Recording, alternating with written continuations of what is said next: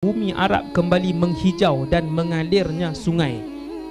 Tuan-tuan, seluruh negara Arab 70% adalah padang pasir.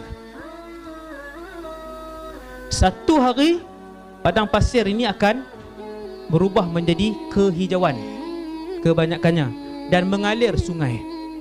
Belum berlaku yang macam Nabi sebut dalam hadis ni, sampai macam tu belum berlaku, tetapi bibit-bibitnya sudah berlaku.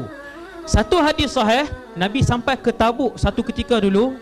Tabuk ni satu tempat yang waktu berlaku perang Tabuk. Siapa tengok sirah, Tabuk ni kering kontang.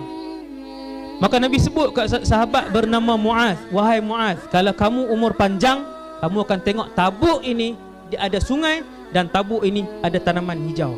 Tuan-tuan, hari ini 2018, Tabuk ada sungai dan ada tanaman hijau. Ini bibit dia. Bibit dia, maksudnya dia di pintu, berada di pintu untuk berlaku tu. Itu bumi Arab kembali menghijau tu, no? Bibit-bibitnya sedang berlaku.